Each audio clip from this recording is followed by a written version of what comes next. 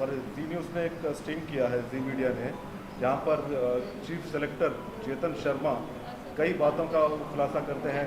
Players injection ले रहे हैं, विराट कोहली और सौरव गांगुली के बीच जो है झगड़ा चल रहा है, कई सारी बातें जो कि काफ़ी चौंका देने वाली है। और क्रिकेट जिस प्रकार से रन हो रहा है बीसीसीआई में, तो उस पर काफ़ी सवाल खड़े हो रहे हैं।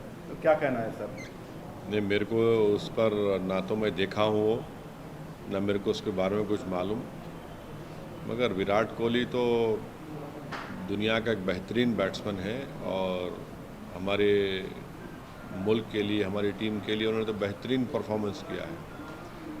मगर जो सुप्रीम कोर्ट का फैसला आया, जिसमें हैदराबाद क्रिकेट एसोसिएशन के लिए सुप्रीम कोर्ट ने एक रिटायर्ड सुप्रीम कोर्ट के जज को जिम्मेदारी दी कि हैदराबाद क्रिकेट एसोसिएशन के इलेक्शन करवाए जाए, मैं समझता हूं कि वो बहुत अच्छा है और जितना जल्दी हो सके हैदराबाद क्रिकेट एसोसिएशन के इलेक्शन होने चाहिए, ताकि सही मानों में हैदराबाद के जो नौजवान क्रिकेटर्स हैं उनको उनके परफॉर्मेंस की बुनियाद पर जो उनके मौके नहीं मिल रहे थे और इलेक्शन हो जाएंगे, तो ये यकीन है कि जेन्यून मेरिटोरियस जो नौजवान बच्चे परफॉर्म कर रहे हैं उनको मौका मिलेगा और हैदराबाद की क्रिकेट की टीम को वो उरूज हासिल होगा, वो कामयाबी मिलेगी जो हमको माजी में पास में मिलती थी। सर, क्या आप समझते हैं कि बीसीसीआई को एक कंप्लीट ओवरहॉलिंग करना चाहिए जिस प्रकार से नहीं, मैं ये मेरे को नहीं मालूम, ये मेरी फील्ड नहीं है, मैं इसका एक्सपर्ट नहीं हूँ। Sir, on the BBC issue, IT has been conducting searches today, second day.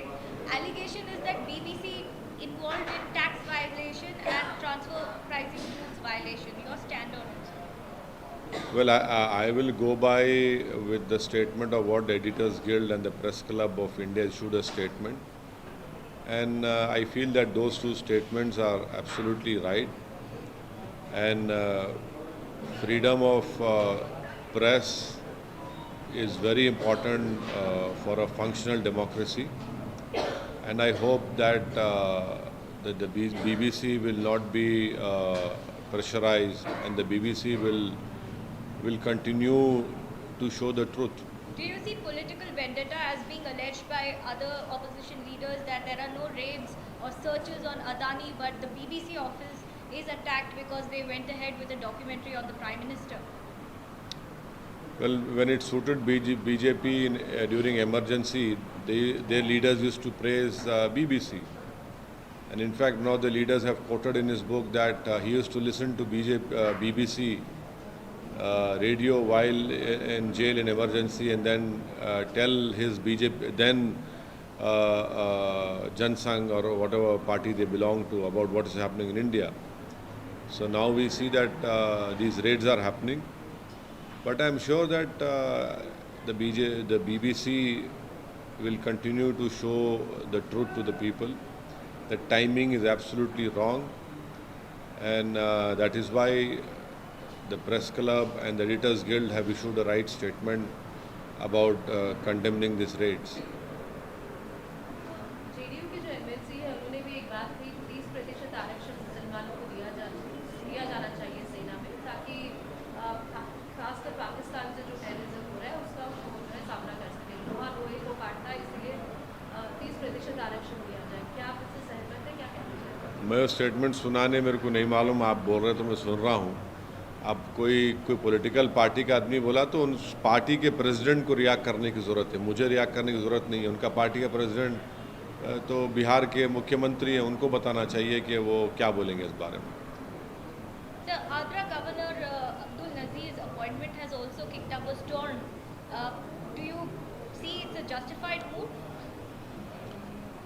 Well, you see, there is no constitutional bar on appointing anyone or a retired judge to the honorable post of governor.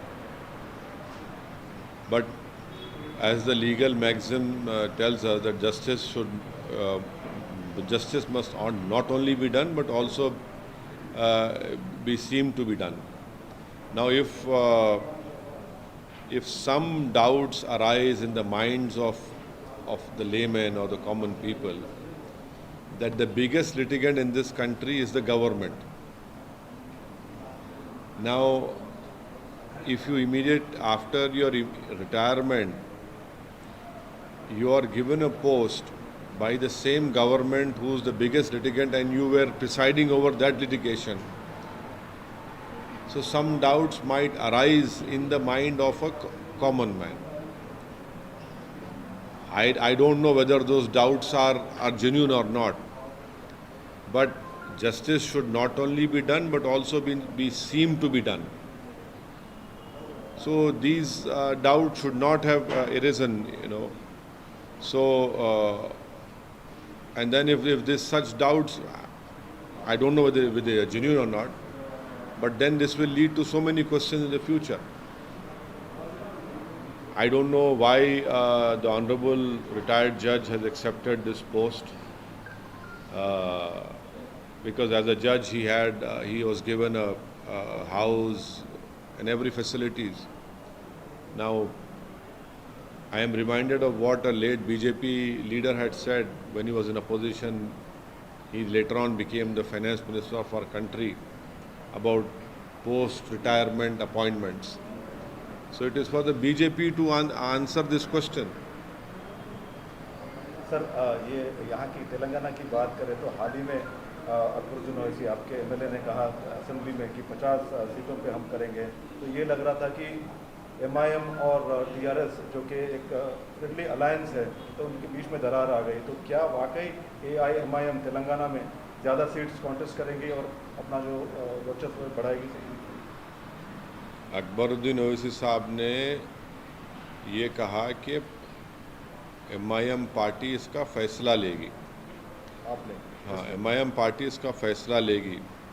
तो अभी फैसला लेने का time नहीं आया कि हम कितने सीट पे लड़ेंगे, कहाँ लड़ेंगे। जब सही वक्त आएगा उस वक्त इंशाल्लाह सही फैसला लिया जाएगा। तो क्या सही फैसला सर, सीट्स बढ़ेंगे या आप? वो सही वक्त आया ही नहीं तो अभी क्यों बताएंगे आपको? जब वक्त आएगा जब बताएंगे आपको। अभी क्या है, इतनी जल्दी क्या है आपको? अभी तो क्या है, अब कौन से फरवरी में है ना, इलेक्शन है, शुरू हो रहा ना सर?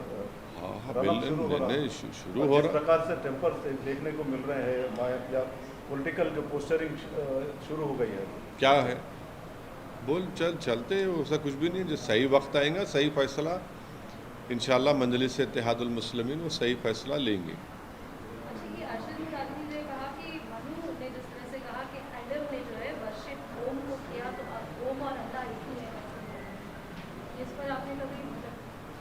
नहीं, मेरे को नहीं मालूम, मगर मैं तो कई बार बोल चुका हूँ। ये सरजमीन हमारे बाबा आदम यहीं पर आए थे। मैं कई सालों से बोल रहा हूँ, अपना टेलीकास्ट भी किए थे उसको। तो वो मौलाना जो फरमाए हैं वो मेरे को नहीं मालूम, मौलाना खुद उसकी वजाहत दे सकते हैं। Sir, Hyderabad Rangareddy Mehboob Nagar MLC elections is turning out to be a direct battle between the BJP and the MIM, considering that the BRS direct battle between the BJP and MIM, considering that the BRS MIM कहाँ से आ गई उसमें? वो MIM कहाँ से है उसमें? जाफरी साहब, नहीं, वो तो लोकल बॉडी से है। वो MLC. हाँ, MLC लोकल बॉडी से है वो तो। बट वो तो उसमें local body of Hyderabad, not of महबूब नगर और Rangareddy. okay. Local body of Hyderabad only. So that is turning out to be a fight between BJP, MIM, Congress, considering that the BRS is likely to support you again. No, these are all mere speculations. I cannot comment on it because the MLC election is only for the local body related to GHMC only. The other is for what? Teachers, I think so. Teachers of from 3 districts. So that is different. This is different.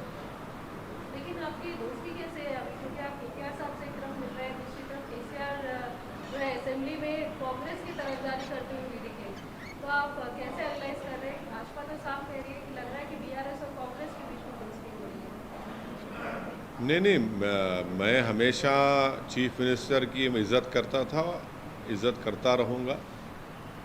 और परसों assembly में जाकर मैं KT Rama Rao साहब से मुलाकात किया था।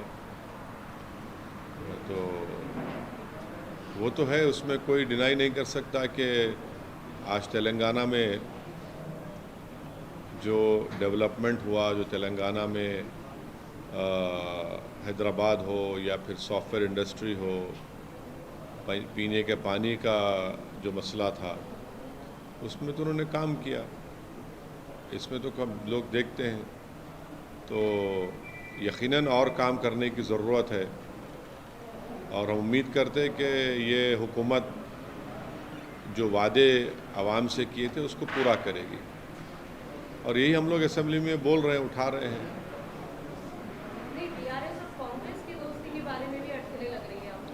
अरे वो आप कभी मेरे से पूछते कि आपकी दोस्ती है नहीं है, मैं ये पूछ फिर रही आप हूँ उनसे कि पूछते कि उनसे जो नहीं अब ये अगर बीआरएस कांग्रेस से भी दोस्ती करेगी और एमआईएम से भी भाई दोस्ती करेगी तो देखिए मेरी दोस्ती की बात करिए आप, अब कोई दूसरे की दोस्ती हो रही नहीं हो रही, मेरे को उससे क्या करने का है। लेकिन वो अगर आप उनके समर्थन में नहीं है, कांग्रेस की तरफ नहीं खड़े हैं, तो कांग्रेस अगर बीआरएस के साथ है तब क्या आपकी दोस्ती बीआरएस? कांग्रेस कहाँ है? कांग्रेस कहाँ है? आप लोगों को खामखा बड़ी उम्मीद लगी हुई है कांग्रेस से आप लोगों को। कहाँ है कांग्रेस? कांग्रेस कहाँ है बताइए ना आप, कांग्रेस कहाँ है? उनके कई लीडर्स जो है वो अब एक पैर पे खड़े हुए हैं, इधर भागने उधर जाने के लिए। कांग्रेस कहाँ है? अब कांग्रेस को उनके लीडर निकले ना, वो क्या कर रहे हैं, वो हाथ जोड़ो, हाँ हाँ, अब वो लोगों को हाथ ही नहीं मिला रहा उनकी पार्टी में, लोग दूसरे से कर रहे हैं, वो कोशिश कर, अच्छा है, करना चाहिए कोशिश, उनको बहुत अच्छा है, करनी चाहिए। अब मैं क्यों किस पे दूसरी पार्टी पे कमेंट करना, कौन दोस्त हो रहा नहीं हो रहा। हम जिसको अपना दोस्त बोले दोस्त रहेंगे, जिससे हमारे को मुकाबला करना है मुकाबला करेंगे। But MIM's expansion plan in Telangana is something that you're considering seriously? Every political party wants to strengthen their party. It is a natural process. Every political party does it. इसमें क्या बुरी बात है? तो करेंगे, यानी सोचेंगे सही वक्त पे नहीं सही नहीं, ये अरे फैसला भी लेंगे, सुनिए, नहीं नहीं आगे देखिए, बढ़ेंगे। सुनिए मेरी बात। मैं तो आपको सिर्फ 7 सीटों की पार्टी एक मिनट, यहाँ हम दारुसलाम में हफ्ते में 6 दिन बैठते, क्यों बैठते भाई? कोई पॉलिटिकल पार्टी का कोई एमएलए आपको कुछ ऑफिस ही नहीं है, हम लोग बैठते, क्यों बैठते भाई? हमारा एक पब्लिक से हमारा एक रिश्ता है, और हमारा मजलिस का जो रिश्ता है आवाम से, सियासी रिश्ता नहीं, एक रिश्ता है, सिर्फ पॉलिटिक्स करने के लिए नहीं बैठते हम लोग। हमारा जज्बा है, हम काम करेंगे, काम नहीं करना क्या? जनता का काम करना है। ऐसी जैसा ये दफ्तर है वैसे पूरे डिस्ट्रिक्टों में भी दफ्तर। अरे हम तो सबको, हमारे सब लोगों को, हम हमारे पार्टी के हर कॉरपोरेटर को बोलते हैं कि भाई आप जनता के आवाम के दरमियान में रहिए, उनका काम करिए। मगर आप लोगों को बहुत जल्दी है, इलेक्शन दिसंबर में होगा ना, अभी से आप लोग बोल रहे हैं तैयारी में Sir, रहेंगे। तैयारी से शुरू अरे करेंगे। अब आप लोग बोलो हम तैयार नहीं है क्या?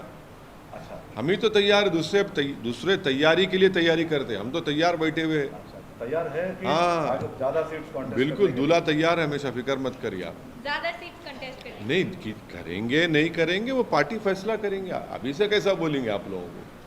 नहीं, क्योंकि दूसरे राज्यों में भी आप अपना विस्तार कर रहे हैं, तो इसीलिए अब ये उठ रहा है कि हैदराबाद और खासकर तेलंगाना में सिर्फ हैदराबाद या इन इलाकों में ही क्यों अपने आप को पूरा विस्तार क्यों नहीं करना? नहीं, अभी टाइम आने दीजिए, बताएंगे आपको, टाइम आने दीजिए बताएंगे, इतना जल्दी क्या है उसमें? यहाँ पर बहुत से पार्टियाँ हैं, सब है, हम भी जब अभी तो टाइम ही नहीं आया उसका, कोई बात करने की ज़रूरत ही नहीं है।